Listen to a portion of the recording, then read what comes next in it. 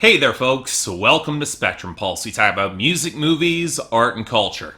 And today we're going to be talking about the newest album from Dinosaur Jr. called Give a Glimpse of What You're Not. Now I've said a number of times on this show that it's difficult to talk about legends, and yet that's definitely not something I would say about Dinosaur Jr., one of the bands responsible for creating the rough-edged, jangling side of indie rock in the mid-80s that we've all come to know and love. It's an act that's defined by three distinct eras, all with their own high and low points, strengths and weaknesses. Their early indie years in the 80s before the departure of bassist Lou Barlow, their major label years in the 90s, and, well, everything after that. Now, where things get interesting is when you start to discuss which of the eras are their best, because, again, they each have their own strengths and weaknesses. Now, personally, I'm partial to their rough-edge material in their early years, especially Bug, which I would call an indie rock classic, mostly for a lot of the same reasons why I like early Weezer in terms of composition and letting the rattling bass lines interplay with the main guitar melodies. Now, don't get me wrong, there are good tracks after Barlow departed, but they rarely had the same edge as borderline J Mascis solo projects, especially without a sound. And none of them were really comparable to what Barlow was doing Sebadoh anyways. Now, things definitely improved when they reunited in the mid-2000s for a pretty solid string of records. Farm is probably the standout for me, but it was also very clear that J Mascis was starting to understand that Barlow was the foundation of the group, which led to the bass lines that weren't exactly rougher, but more prominent all the same. And hey, that was a progression I wanted to see continue, so you can bet I was interested into digging into Give a Glimpse of What You're Not.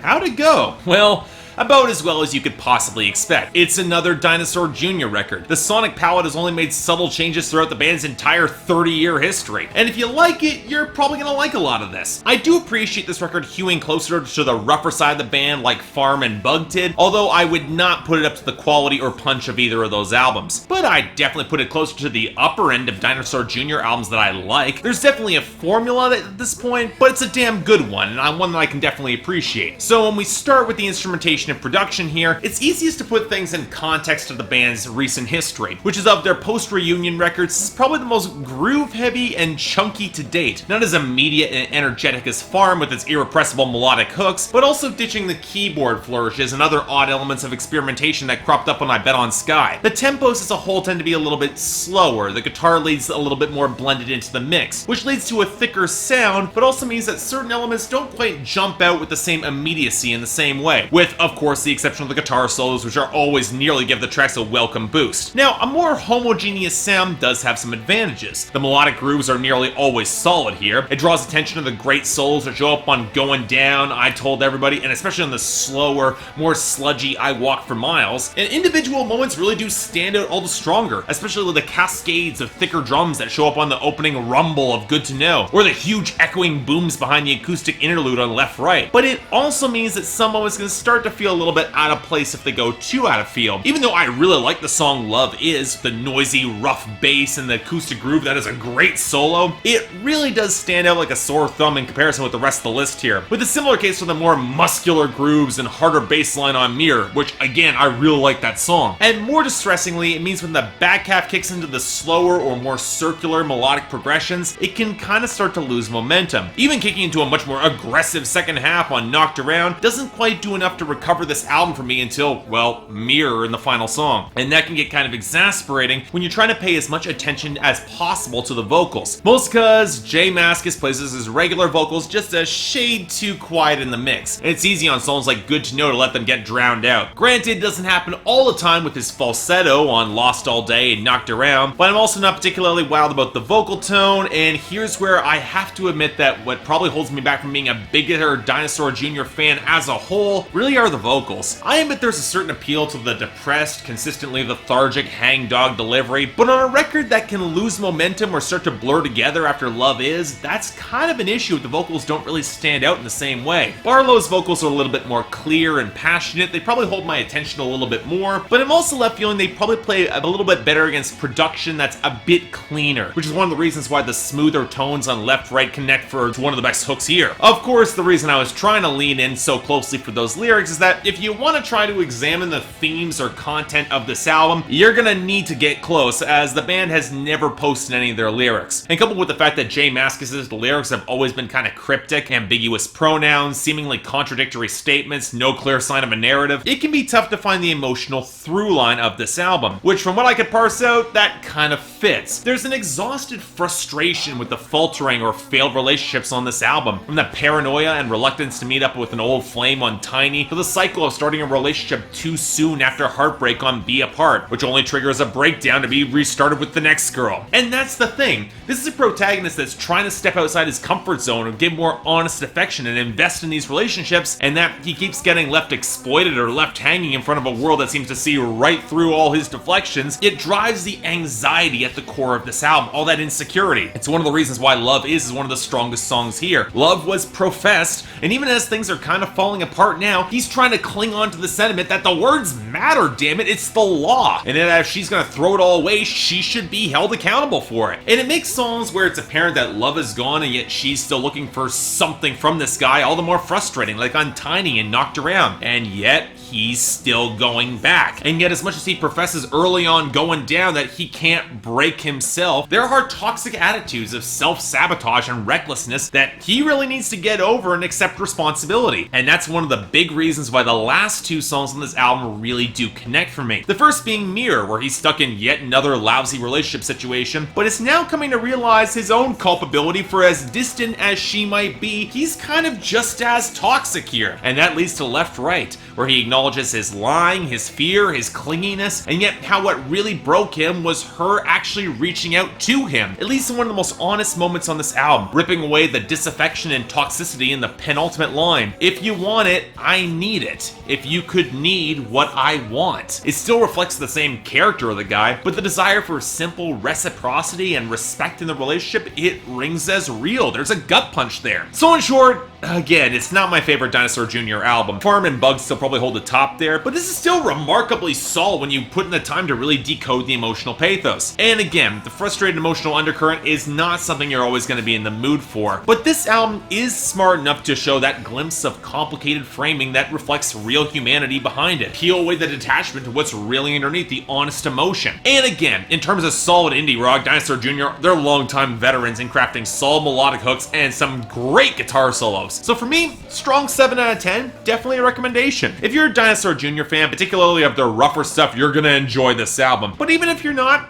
I would check out Farm and Bug first, but I'd still give this a listen. Definitely worth it. So yeah, thanks a lot for watching. If you'd like to like and subscribe, I'd be more than grateful. Got the poll up here, so what'd you guys think with this album? Do you think it's one of their better ones coming out of the post-reunion, or do you think it just kind of falls short for me? Again, Dinosaur Jr. has such a big discography, I can imagine there's a wide variety of opinions that might come out. But until then, if there's anything else I might be able to do to improve my presentation, or any other albums coming out that you want me to take a look at, I will try to give them a listen. And yeah, I'm aware of what's coming out on Friday. Don't worry, I'm mentally steeling myself for it. Until then, I'm Mark, you're watching Spectrum Pulse, and I'll see you next time.